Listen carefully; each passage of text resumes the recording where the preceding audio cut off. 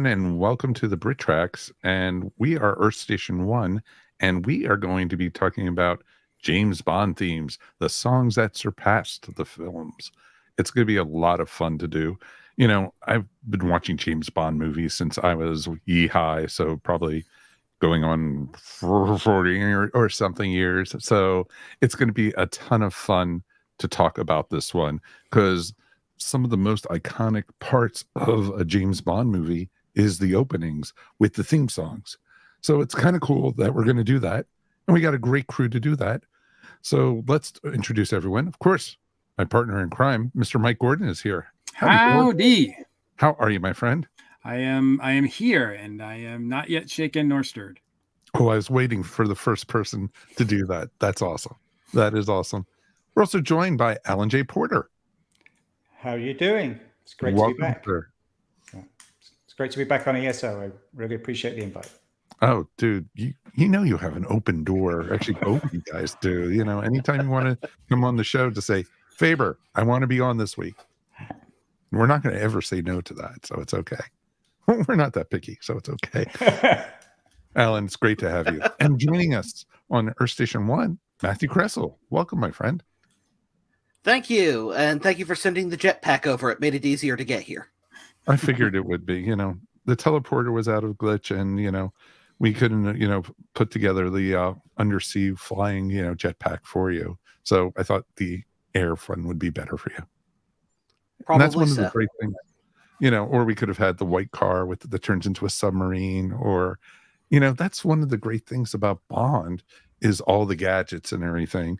And it makes it so unique because they're all based off real stuff. It's not like they made it up and stuff, you know, well, maybe the magnetic, you know, watch or something, or, you know, the exploding pens, or, you know, whatever you had. That's the one cool thing with James Bond, though. It's spy activities. But one of the things I love most about the Bond movies has always been the theme songs. And there have been few of them that actually are even better than the movies themselves in some cases. You know, I'm going to go around to each one of you. What is your experience? Like, what was your early experience with Bond? How did you discover the series and such? And, you know, Alan, I know you've even written books and stuff on it. So let's hear from you. Yeah, I've mentioned this on other podcasts in the past, and actually it's also in a couple of the books I've written. But actually, my first experience with James Bond was a board game. It was the Thunderball board game when I was 7. A friend had it, and we were playing it, and I was like, and the coolest figure on it had the best underwater jetpack was a guy called James Bond. I have no idea who that was, but I must have talked about it because my parents bought me that year's British James Bond annual and the Corgi DB5 for Christmas, and then about a year later, I won a competition in our local newspaper for 2 free tickets to the local movie theater. So I decided to take my dad, and it turned out we went to see On Her Majesty's Secret Service. Oh, wow. It literally changed my life. So, yeah. That is awesome. Matthew, you're the youngest one here. You know, how did you discover Bond? Bond has been kind of a sort of a lingering presence in my life. My dad was a fan of the Roger Moore films, and I have memories of seeing bits and pieces of For Your Eyes Only and Moonraker, the commercials from the Brosnan films. But the first one I saw was Thunderball in 2002 as part of the ABC Bond picture show on a Saturday night, you know, in the wintertime, sitting at home. And it was magical, for lack of a better way of putting it. It was quite literally being transported to another world. And, you know, Sean Connery puts on the jetpack at the end, you know, gets done beating up this guy, puts on the jetpack and flies to the car. And it's like, I got to see more of this. And, you know, it was very much my first fandom and very much my introduction to a lot of British pop culture. So I would not be the writer and nerd that I am today without Bond. That is awesome. That is awesome. Mr. Mike. Man, I wish I could remember my earliest, you know, memory seeing a Bond movie, because they've always been around. But I think mostly it was obviously TV, because yeah, ABC would run those Sunday movie at night of the week or whatever. And every so often, it seemed like once a month or something, they would have James Bond. And I think my introduction, if I recall correctly, my introduction through James Bond was Roger Moore first. So certainly the first time I ever saw Bond in the theater, I believe that was For Your Eyes Only, and that was Roger Moore. But the music was always a big part of the attraction there, along with everything else. The action, the gadgets, the girls, and the music. I mean, what a complete package. There were a few other franchises that I knew that had all of those things that were absolutely stunning every time. No, that totally makes sense. For me, it was kind of weird because when I was at summer camp, they had a library at the camp, and in the library they had a Life magazine that featured Thunderball in it. And Bond is back. And so I was like, who's this James Bond? And you see him punching this woman in a dress, and it's like, oh, it looks cool, and then you see him with the jetpack on, like Matthew saw. And it was like, I've got to find out what this. As soon as I got back from camp, I was asking my mom and dad. It was like, what is James Bond? Who is he? What is this? And I told them what I saw and everything. And they said, oh, son, do you have a world coming to you and everything? And we had a very early version of HBO, and HBO had a James Bond thing. Once a month, they were showing the Bond films in order. And I think at that time they were up to You Only Live Twice. And I think that was my first one I got to see. And, it was just amazing to see that, Bond is killed in the first, scene. And then, he comes back, of course. And it's such a great, great, great story. And I fell in love with it there. And I just moved forward with it. The first one I saw in the theaters was Moonraker, though. And it was so much fun to be able to go see it because, same time as Star Wars, and, oh, James Bond's going up into space with the space shuttle. Oh, this is awesome. Is this really happening? I was 8 or 9 years old at the time. So, of course, believe what you will. And I've been, a fan ever since. But one of the things I've always found with Bond movies is how amazing the themes were. And, some of them stand out more than others, especially recently. And, when you go back to, Shirley Bassey, or you have, Tom Jones, or you have, the classic, theme song, in the original, of course, it's John Barry with Monty Norman and everything. And it's pretty amazing that you have that, anytime you think of it, a Bond film, you think of the, the thing at the beginning with the target and everything, and then him shooting at it and the red coming down and everything. And it's always great. Well, for you guys, what is, when you think of a Bond theme, what comes to mind? And it's open to everyone, so you don't have to go, Well, that original theme is iconic. I mean, it's one of the best theme songs I think ever given to anything. And so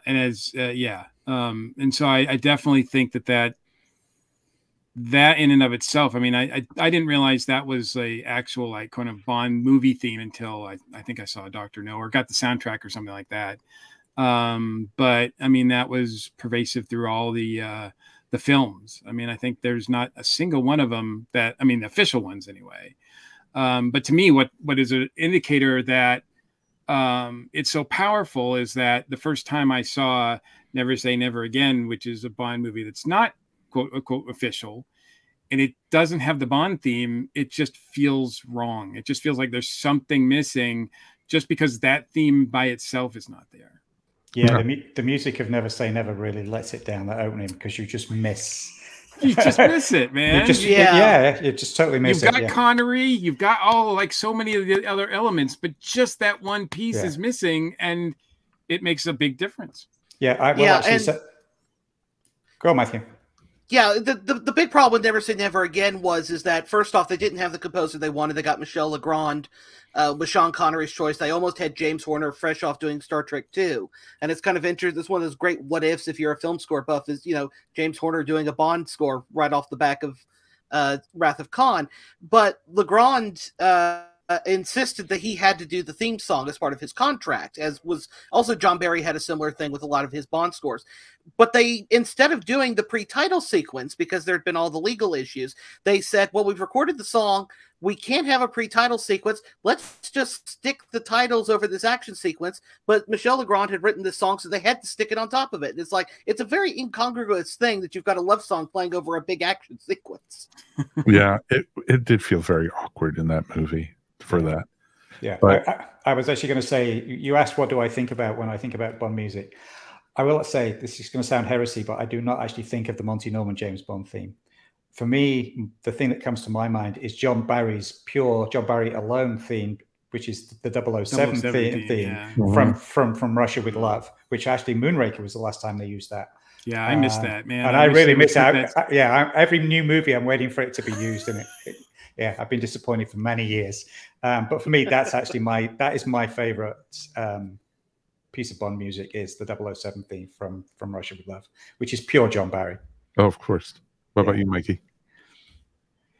Yeah, that theme, and also, if we're talking about pure instrumental Bond themes, the On Her Majesty's Secret Service theme is brilliant as well, and that's one, and another one that I'm like, man, I wish they would pull that one out of mothballs and put that in a Bond movie, with all the other.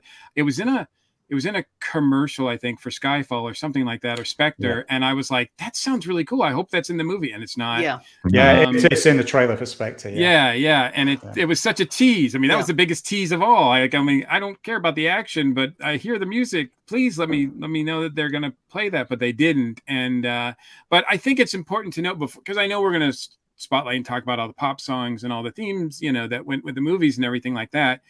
But the instrumental stuff that happened from really John Barry on has defined that franchise, I think, more than anything else. And as Matthew pointed out, John Barry had a lot to do with even the themes that, the pop songs that were used as well. So he had like this huge like influence over that franchise that I think is still unmatched and unparalleled. And I mean, maybe you look at someone like John Williams, who did the Star Wars franchise and that kind of thing, and there's that kind of power to the music that you associate with that franchise.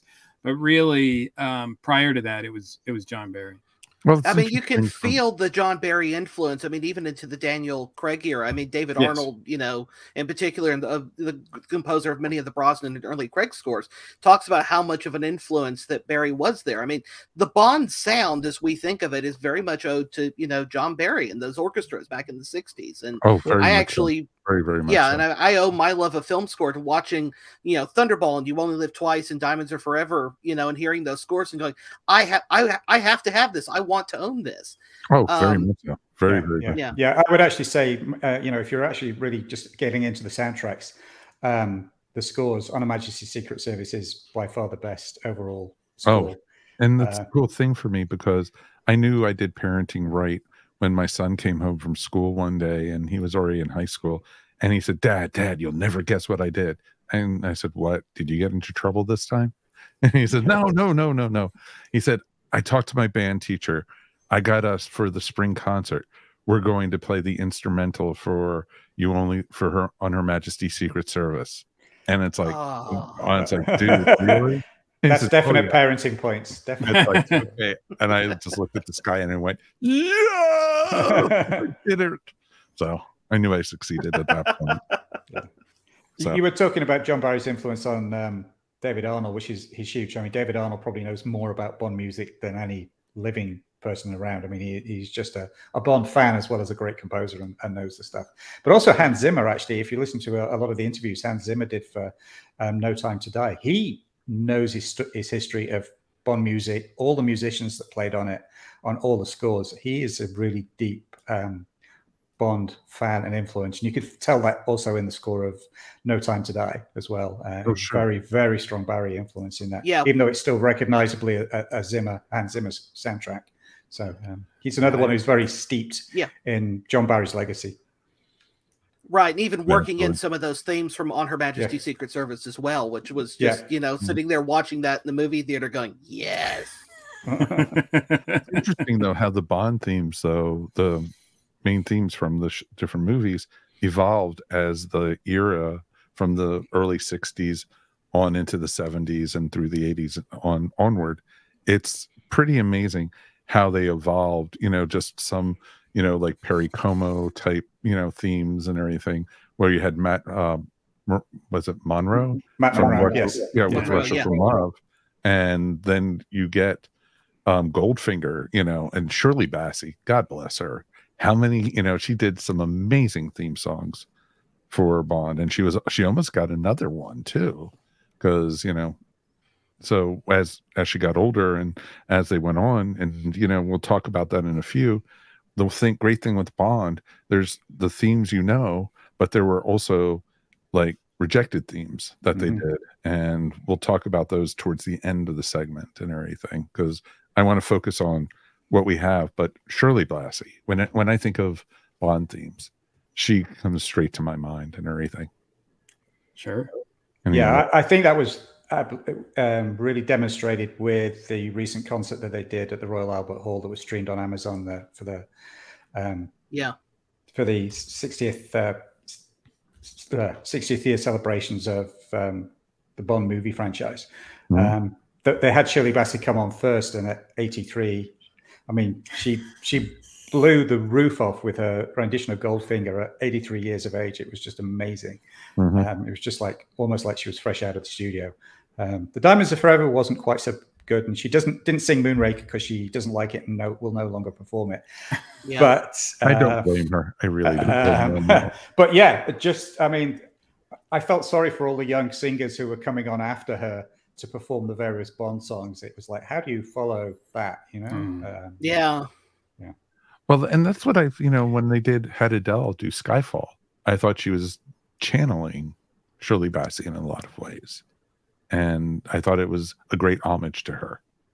And, and that was one of the cool things about it was, when the first time I heard Skyfall, it was like, oh my God, this is old Bond theme, all over again and everything.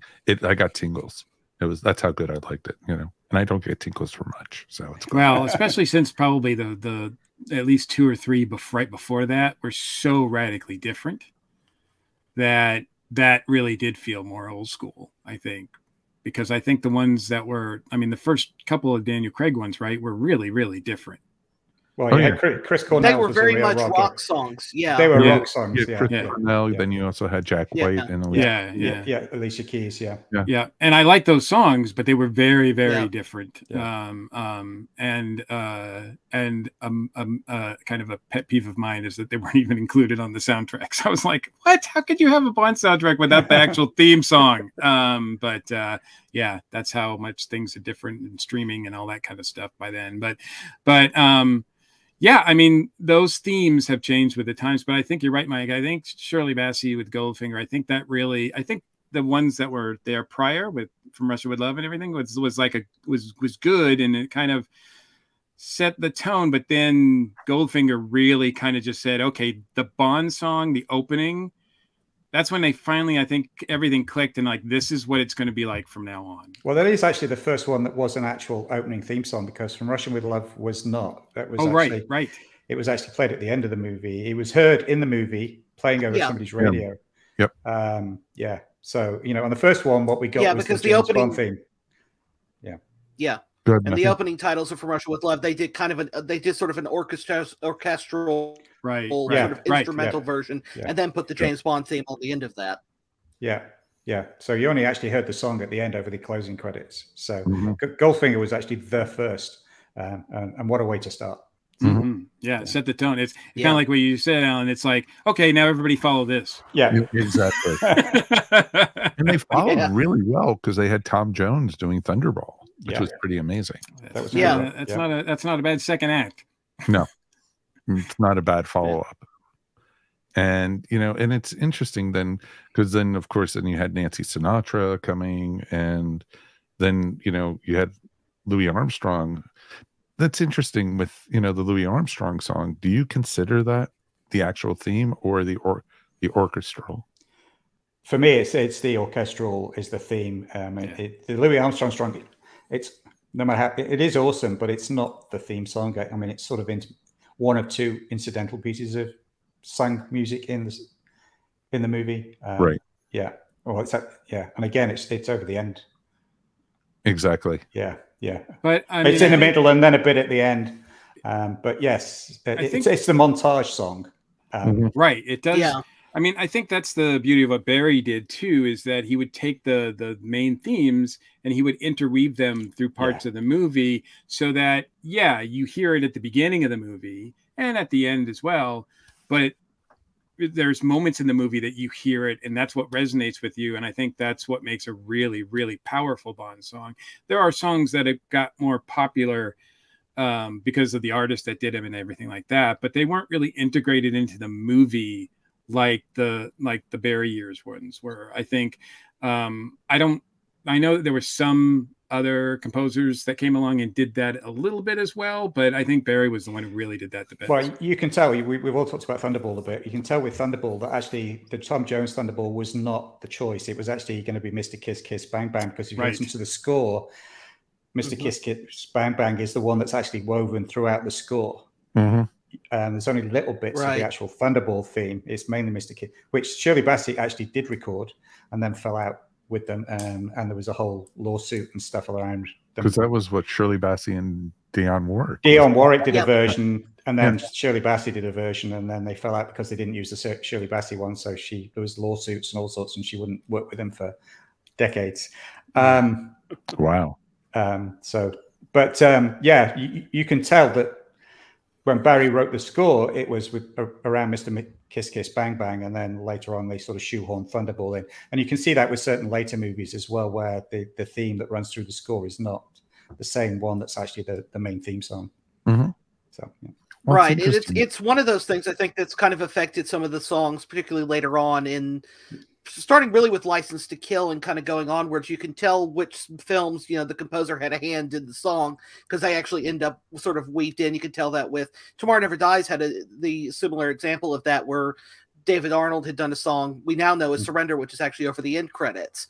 And then the producers decided, well, we need somebody who's more popular than K.D. Lang, and that's how we ended up with the Sheryl Crow one.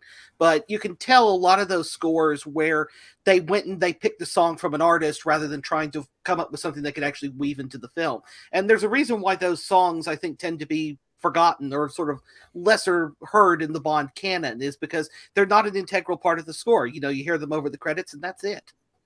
True.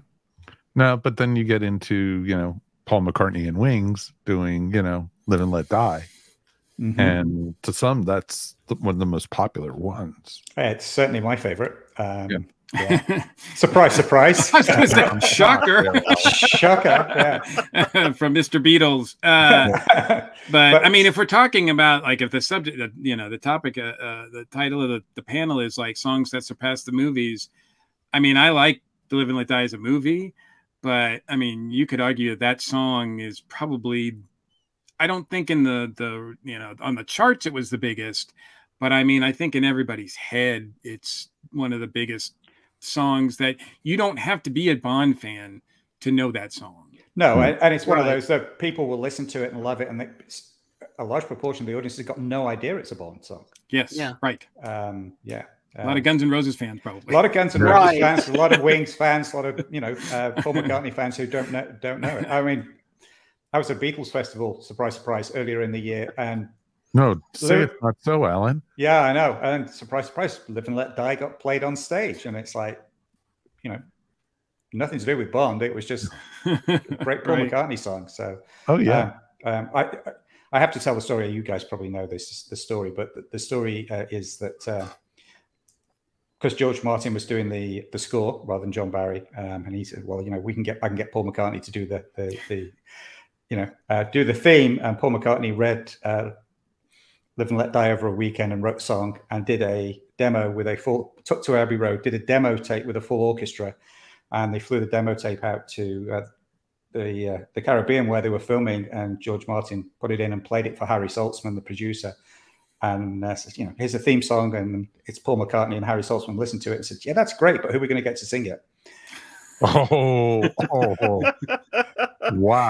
Because he actually wanted Diana Ross to sing it, and which is why partly you have a black female singer sing it in the movie, because he felt it was more of a sultry song and didn't want a rocker. Yeah. So yeah. I mean, it's worth mentioning Harry Saltzman apparently had no musical taste, because he none whatsoever. Yeah, he hated Diamonds Are Forever. Yeah, Diamonds Are Forever. There's a whole famous story about them going around to John Barry's flat, and he plays the song for them. And Harry Saltzman does this whole thing about it doesn't sound musically right. The lyrics are filthy and everything else. And John Barry getting frustrated with him and goes, "Harry, do me a favor. Just whistle the opening bars of God Save the Queen." And when Saltzman couldn't, he goes, "Harry, you don't know music. I do." And Saltzman just stormed out the door. And it was Albert R. Broccoli who actually pushed for that song to be used in the movie, because if Harry Saltzman had had his way about it, they'd have done something else. Yeah. No, and Diamonds Are Forever, it's a weird film, because to me it's like, this is Connery coming back, after the experiment with Lasserbee, and it was just like, there was just something that felt off all the way through that movie and everything. But I love the theme song. I love the theme song. I think you could argue that's a song that surpasses the movie. Oh yeah. Yeah. Easily. Yeah. There was, years ago, I was reading a movie guide, and it described Diamonds Are Forever as the best Roger Moore Bond film that Roger Moore wasn't in.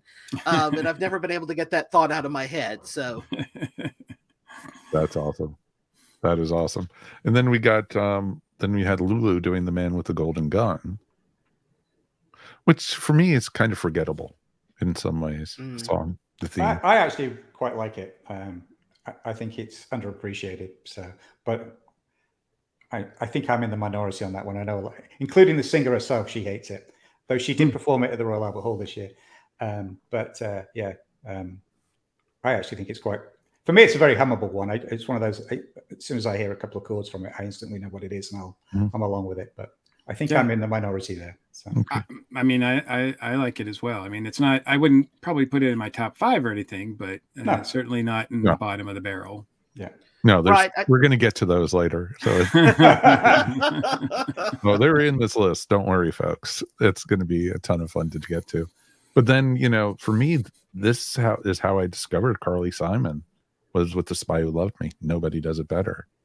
Was probably the first song. I was 8 years old when it came out. So, For the longest time, Spy Who Loved Me used to be one of my favorite Bond movie, period. And I just thought it was everything that I wanted in a Bond movie, including the soundtrack. And it might have been the first soundtrack that I bought. And I think also that song is another one where I don't know if people necessarily associate it with Bond. I hear it a lot, like if I'm watching some other thing and they're like, especially a sports thing, and they're, talking about how good someone is or whatever, they'll play that behind as background music or whatever. So I do think that one has had a life of its own. But I do like that soundtrack. I mean, as much as I love Barry's work, and that is not Barry, but there's a Bond theme on that, Bond 77, which I love a lot too. That's one of my favorite soundtracks and movies, period. I'm not a big fan of the movie, but I will say, yes, it for me, I think, along with Live and Let Die, this is probably the second one where it's actually, the song is bigger and is more in the general consciousness, just as a nice song. I was going to give my age away. You used to get a lot of radio play. Oh yeah, big time. What's a radio? What's a radio, Grandad? It is a song that you hear out and about. You hear it like in the supermarket, or wherever. It just gets a lot of general airplay, I think. So I think, again, a lot of people wouldn't necessarily associate it with the Bond song. Plus the fact I think it's the first one that doesn't use the title of the movie.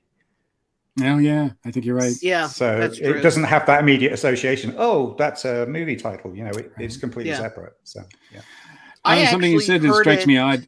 Sorry, Matt, real quick. Something you said that strikes me odd is like, wow, how many times have I been in the grocery store now and I've heard a Bond song? I am Probably getting more old. times than you think. Exactly. Yeah. Sorry, Matthew. Yeah. I was just going to say, I work on a college campus, and I was walking into work the other day, and it was actually playing over the speakers there. Really? And it was not the thing of all the Bond songs, it was not the one I would have expected. I love that song, though. Until Adele's Skyfall came around, it was my favorite Bond song. Really? Yeah. It's probably number 2 or 3 on that list now, but it's a song that from the moment I heard it back in 2002, I went, this is, wow. And it is kind of, when I think Bond music, it is one of those first pieces I go to. And I love the film. I don't like the music that much, but I love the movie. I don't know, something about the Marvin Hamlish score for that one has always rubbed me slightly the wrong way. I don't know what, because I love the song and I love the movie itself, but something about that score rubs me the wrong way. It's one of the Bond scores I listen to the least for whatever reason. Interesting. Very interesting. It's because for me, if that as soon as you hear that piano, the first couple of notes in it, oh, Spy Who Loved Me, it comes to you just like that. And that's one of the, for me, it's one of the most catchy of that and Live and Let Die, but are the two that are most catchy for me. But one of the other ones is coming up in a couple minutes, but we'll get to that. But then you had, of course, Shirley Bassey doing Moonraker, which is kind of let down a little bit. It wasn't. It wasn't the right version. I forgot about that. Well, that was another case that was not the song they were meant to do. There's apparently at least 2 other versions of that song that nobody's ever heard outside of the production team on the movie. And ended up being that the Hal David lyric with the Shirley Bassey vocals is the song they came up with literally at the last minute. John Barry bumping into her at the Beverly Hills Hilton, if memory serves, and kind of saying, we're stuck. We need a song. Can you come into the studio and do it? And that may be one of the reasons why she's not a big fan of that song either. It's an okay song. It's not the greatest Bond theme by any means. And certainly if you compare it with Goldfinger or Diamonds Are Forever, it does kind of pale in comparison. No, agreed with that one. Compared to Goldfinger or Diamonds Are Forever, because those she just belt. Moonraker, I just didn't. It was like I forgot until probably like 6 years ago. I was watching Moonraker again. And it's like that's Shirley Bassey, type thing. Yeah, they actually wanted Frank Sinatra, and they also wanted him to play Drax. Really? Yeah, he would have been an awesome Drax. Yeah. So the original song was written for Frank Sinatra. Yeah, and apparently Johnny Mathis recorded a version as well that nobody's ever heard. So. That would have been interesting. I would have listened to it, but then you had Sheena Easton for Your Eyes Only. Huge hit. Huge hit. Yeah, I think that's one of her biggest hits. Yeah, it's one of the not only her biggest hits, but it's also I think one of the biggest Bond charted songs as well. I think there's one that I know that there's one that's bigger than that, but that we'll get to in a bit. But no, I mean it was huge. And the only time the singer's actually been featured in the opening credit sequence too. Yeah, that's true. Yeah. Thank goodness they didn't put Madonna in for her song. We'll get to that. Yeah. But then after that you had All Time High by Rita Coolidge for Octopussy. To me, totally forgettable. Oh, completely. Yeah. That whole movie is almost forgettable. You're not wrong. The clown. Yeah. This is, at this point, Roger Moore was already showing his age really badly. And, and there's nothing wrong with, getting old. But for somebody like who's supposed to be James Bond, it wasn't that great. And then, of course, Duran Duran. The only Bond song to hit the top 100. The top number one. Number one. Number one. Yeah. Not the only now, but the first. The first to hit number like one. that was big. That was big. I don't know if James Bond had as much to do with it as the fact that I think, what was it, during Live Aid when they played it, Pat Boone like denounced it. And I think that made it popular as well. Well, it was also sort of their comeback because they split up and came back to do that. Yes. I mean, there were a lot of factors there, but yeah. And I'll tell you what, I was lucky enough to see them last year at the Hollywood Bowl, and it must have been amazing. They can still rock that song, and it got the biggest cheer of the night from we just absolutely. Yeah, Mike and I saw Duran Duran earlier 3 months ago. Yeah. And it starts off with the Bond, Bond logo and everything like that. It comes out and you're like, and the crowd just gets pumped up. It is a great number to see live. It is, yeah. It is. Yeah. To me, and it's another song that's got a life of its own beyond the film as well. Yes. Very much so.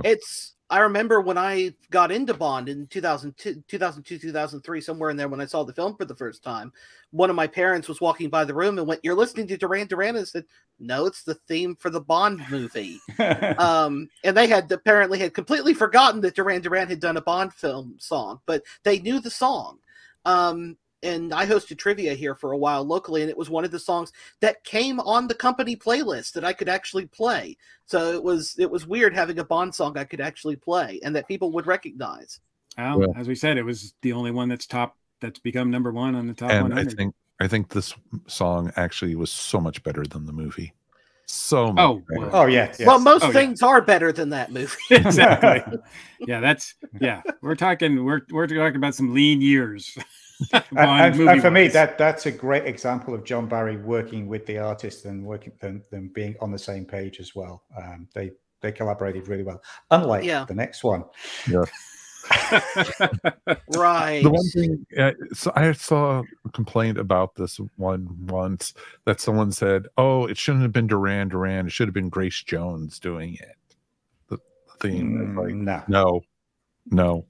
I've heard Grace Jones. No, not at all, folks. No rhythm stick here. No. So then we got Aha with the Living Daylights, and it's interesting from this period until pretty much, I want to say, probably Casino Royale. Most of those blur together for me. Wow. And everything. Because you have no soul, Mike. No. I've done that for years, but that's okay. Yeah, I mean, obviously the Dalton years were rough, and I don't, there's mixed things about those. I mean, I like Timothy Dalton as an actor, so and I think he was a great choice. Unfortunately, I don't think he was in a great 2 Bond movies. If we're going to go, I will argue that point with you, Mike. I will as well. If we're 2 of the best Bond movies, but if we're going with the that's definitely okay. So subject for debate, but choose your next witticism carefully. But but if we're looking at just the theme songs of those 2 movies, that's where we're going for right now. I definitely prefer the second one to the first one.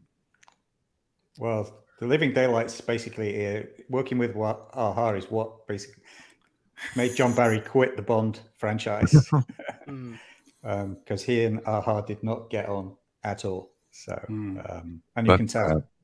Yeah. No. The less said about it, the better, I guess. Yeah. Yeah. So let's get on to Gladys Knight and License to Kill. I really like that Bond theme, actually. It's very sultry. I feel like it's a throwback. And I think she nails it. And I think it's one of my favorites. It's very interesting in this one because she didn't like the lyrics because they didn't really fit with her beliefs. She didn't like to sing about people killing each other and stuff. And she sort of mispronounced. Depending on which version of that you listen to, she says "license to kilt," not "license to kill." But again, for me, this one of my colleagues on one of the Bond shows that I do will kill me for this because he's a huge Gladys Knight fan. But for me, this is another one that's actually fairly forgettable, to be honest. So I would agree with that. It's one of my least favorites, and it's just I think part of it is it's a mismatched song to the movie in some ways. Mm-hmm. I just something about. I mean, it's not necessarily the lyrics, but I think the music of it as well. Sort of the way it's put together musically, it just feels very much at odds for the rest of the film. And Michael Kamen, who did the score for that one. I mean, it's not my favorite Bond score either, but he, it's another song that doesn't get sort of integrated into the score. Right. It's just there. Yeah. Yeah, I think you're right. It's tonally wrong for the. I mean, having basically a sultry, semi-romantic song tacked on front of a movie about drug runners and revenge is not really, it doesn't really quite fit tonally. So not at all. No, agree with that one. All right, from there we had Garbage doing The World Is Not Enough. No. You skipped You skipped Goldeneye. You skipped Goldeneye. You skipped the Tina Turner Diva, rest in Goldeneye. peace, Tina. Yes, the amazing Tina Turner. Yes. Yeah. Who, I mean, Thanks for she was keeping me honest, perfect. guys. I She was appreciate it. perfect, as well as having Bono and Edge write the song. Like, Yeah. I think it's a perfect way to say, like, with Pierce Brosnan in it, it's a new era. Bond is back, and I think it was off to a great start. Yeah. It's a banger of an opener for. I think it's one of the things that really helped ground that movie and do Bond is back.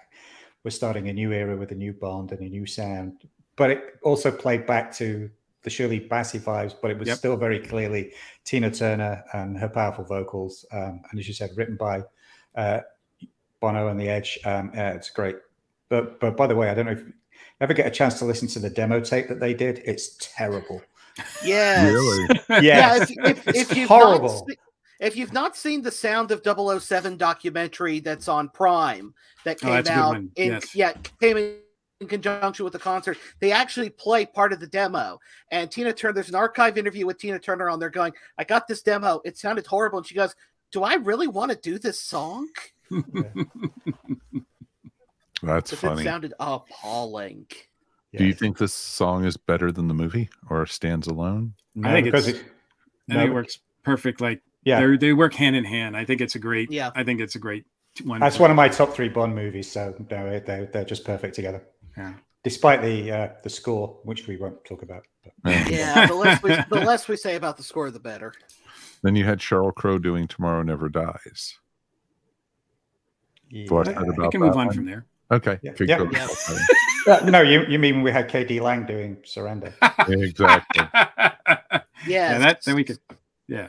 But they put that over the ending credits. Yes, but it would have been much better as the main theme. Oh yeah, very much. Oh so. yeah, much better. Oh yeah, and then you had Garbage. The World Is Not Enough.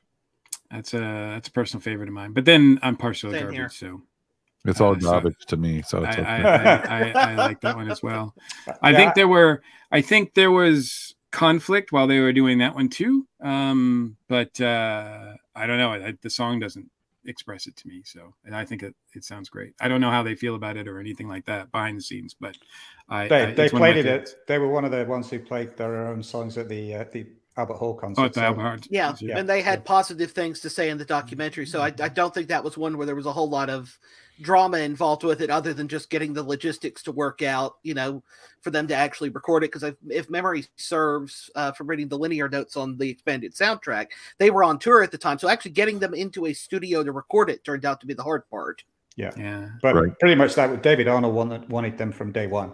So yeah. That's awesome. Yeah. All right, then of course. Is that when we start to get in the working through the score through the theme through the score now, because Arnold's doing it? Yeah. Okay. Because he was involved with that one. So that was actually Michael Apted, the director of The World Is Not Enough, said, and was enough, had seen enough of the Bond to go, these songs are important, get the song done ahead of time so you can work it into the score. Nice. And you can tell that with that one. And there's a reason why I think that's probably one of the Brosnan scores that works the best. Yeah. David Arnold has actually talked about when they was first moving, it tended to be that the score and the songs were the things he did last. And he actually, through his tenure, actually started working with the production team, literally almost from the beginning with the script writers all the way through the script writing process, and started doing the musical scores and arrangements right up front. And it really just did become an integral part of actually making the movie together, rather than it just being, oh my God, we need some music in this thing at the end. Yeah. So, yeah. That's awesome. That was awesome. Then we got, of course, Madonna, Die Another Day. Yeah, we can go on from there. No, I actually want to make a point about this one. Uh-oh. No, I dislike it intensely. Like, I dislike you it have to realize intensely. that. Do not cross Alan. I was going to say I dislike it intensely. However, I think the music for it fits that opening sequence incredibly well. I think the beat fits the action of that opening sequence very well. Forget the lyrics. I think the beat fits that. But it's interesting. This panel is about the songs that surpass the movies. This song, I think, completely surpasses the movie because a couple of friends of mine who are DJs will tell you that this is one of the most popular dance songs in the clubs. It was a huge hit in the clubs. And I have no idea that it has anything to do with the James Bond movie, but it's a really, really popular dance song. So in terms of a wider audience, I think it clearly meets the song that surpassed the movie thing. Because I was completely surprised because I was like, oh, nobody likes that. And one of my DJ friends was like, are you kidding me? He said, I get requests for that like every single night. He said, and when I do, everybody comes on the floor. He said, it's one of the most popular club songs, dance club songs. Wow. How did it do on the charts, though? I don't think it charted that well. I think it's one of those things that just, it's more of the club scene sort of hit. Yeah. Yeah. So. And then we came into the Daniel Craig era. Casino Royale, you had Chris Cornell doing You Know My Name. Yeah, great song. Great song. Awesome. Love it. Yes. Very good. Very good. It's interesting because when we get to the Daniel Craig era, now all of a sudden it strikes me as odd because now we start to see these songs being nominated for Oscars, for Academy Awards, whereas they didn't win or they weren't nominated before then. And I'm like, how is that possible? But well, there have been a couple that have been nominated before. Actually, Casino Royale 67 got The Look of Love from Casino Royale 67 was nominated for an Oscar. Really? Yeah, For Your Eyes Only was nominated as well. And I think Live and Let Die might have been as well. I think so. I think Live and Let Die was. They just didn't win. Well, I know that For Your Eyes was, and nobody does it better. But I mean, it's hard as far as like, because I think the last three have won. Yes. Yeah. Skyfall, Writings on the Wall, and No Time to Die. And I'm like, how did it take so long for like a Bond movie song to win? It's like, and then they win 3 in a row. It's like, it's amazing to me. And I don't even know, I mean, I'm sorry, jumping ahead, but I don't even know if I would consider those the best Bond songs ever. So it's kind of just so strange. No, I agree with that. But it is interesting that, now it has other movies not had memorable music or something, or has Bond music gotten so up there that the Academy is actually recognizing them? I think it's a combination. This is a whole other podcast, but and panel, but yeah, I think movie music is really spiraling down the drain, and I can't remember the last time I came out of a movie having the theme tune or the score. So right, it's interesting though, because then you had Jack White and Alicia Keys doing Another Way to Die from Quantum of Solace, which was really good. I think the song's probably better than the movie on that front. Yeah, surpassing the movie. Very much so. It's a frippin' depressing movie. It's a really. I will fight the corner of Quantum of Solace, but we don't have the time. So I actually think it's the second best Craig movie after Casino Royale. But I probably wouldn't argue with that. But. No, I would. Skyfall was next, and you had Adele, and that for me was an amazing. Yeah. I think that's another one that surpassed the movie. Just in the popular consciousness, yes. The first, like I said, the first time I heard that, goosebumps everywhere. That was just like a total throwback to Shirley Bassey, and Adele, I think, knocked it out of the ballpark with that. Oh yeah. And then you had Spectre with Sam Smith writing on the wall. I didn't like that one. The strange thing about that is that when I first heard it, did nothing for me. When I saw it in the theater, did nothing for me. Whenever Sam sings it, it does nothing for me. But I saw a cover of it, and I was like, this is a really good song. I was like, I think the mistake was having obviously he wrote it or co-wrote it or whatever, but I just think for some reason his vocals don't work for me, but the covers and other versions that I've heard of it are really exceptional.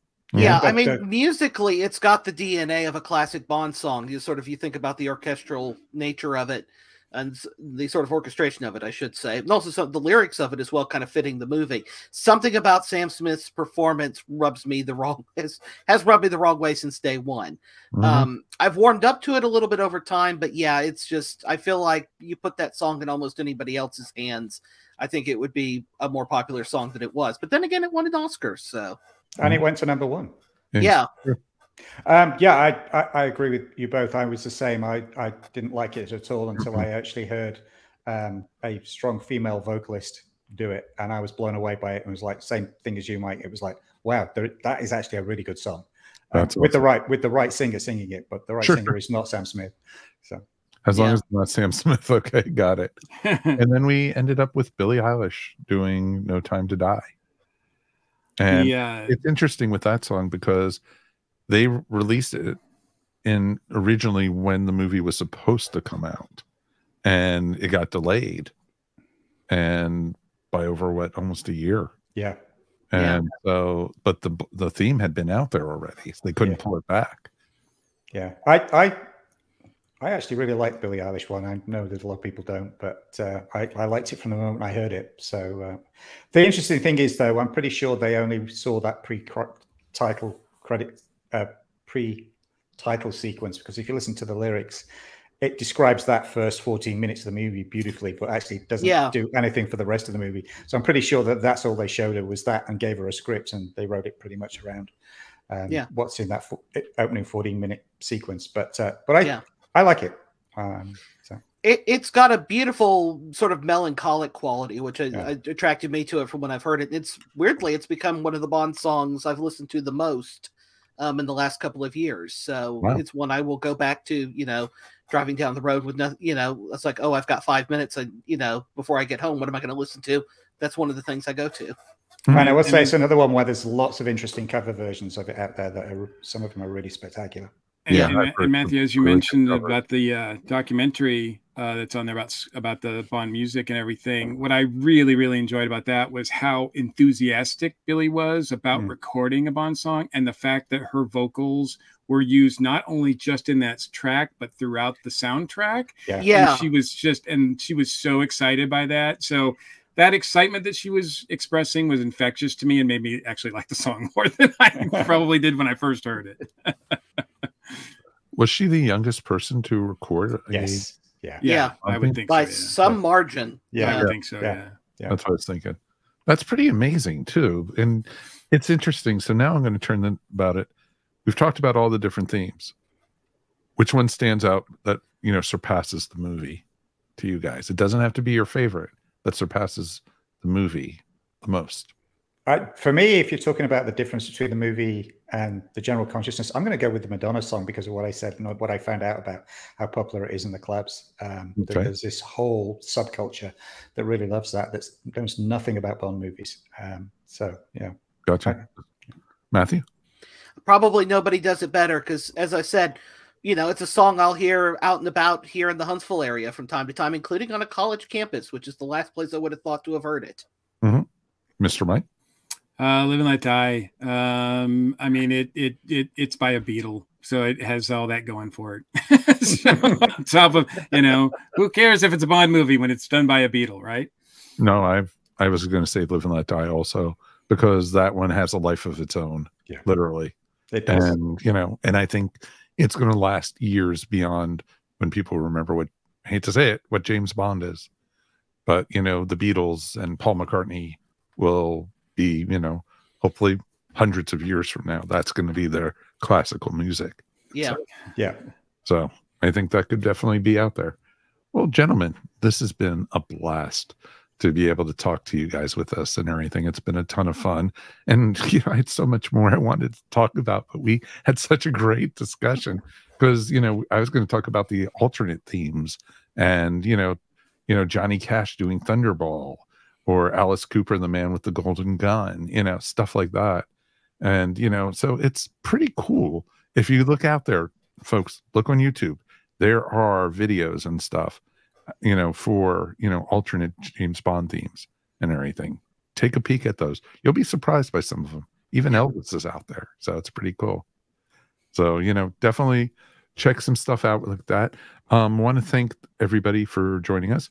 Alan, you want to promote your stuff real quick? Yeah, you mentioned book. This is the latest. The James Bond Lexicon came out a couple of years ago. 5,000 entries. It's an A to Z encyclopedia of everything James Bond. Excellent. Co-written by my wife and myself. Sorry? Amazon? Available on all your favorite online bookstores. I won't pick out any one in particular. Okay. But if you go to our website, jamesbondlexicon.online, you can find links to all the places it is available online. Thank you. Matthew, appreciate you tonight. Yes. Thank you for having me. And for anybody who wants interested more of my thoughts on the Bond stuff, you can search my name, Matthew Kressel. I've written for Warp Factor. I've reviewed all the Bond films on there during the lead up to No Time to Die coming out. I've also written for the MI6 HQ website, the internet's largest Bond website as well. Awesome, my friend. And Mr. Mike, we've made it through another one. We did, and as always, it's my pleasure. Anything you want to promote? Well, of course, you can find us on Earth Station 1 every week, and I'm also on Earth Station Who, as well as the Dragon Con Report podcast on the ESO network. If you want to look up all my writing, you can find all that information at newlegendmike.com. And if you're watching this and you're at Dragon Con, you can also find me in the artist comic and pop artist alley. I don't know my table because I'm not quite there yet, but when I get there, yeah, you'll be able to find me. Just come in there and yell howdy. That's right. That's right. I'm the only one. Yeah, I'll hear you. Yeah, exactly. He recognizes that call, so it's very cool. And of course, like Mike said, you could find Earth Station 1 anywhere fine podcasts are found. Please listen to us weekly. We come to you. We have all. If you like this topic, we got so much more like that. We've been doing this for 13 and a half years, folks. So definitely check us out. And you know what? We also have a great YouTube channel now. So definitely like and subscribe, and ring the bell if you guys want to, you know, find out when our new stuff comes out. Thank you to the Brit Tracks folks. Thank you, Dragon Con. Thank you, Caro and her team, for having us back once again. It has been our pleasure to be part of this. And guys, I hope you have a great Dragon Con.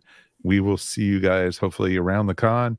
And until next time, bye, everyone. Wave. Bye. Bye. Bye. Bye.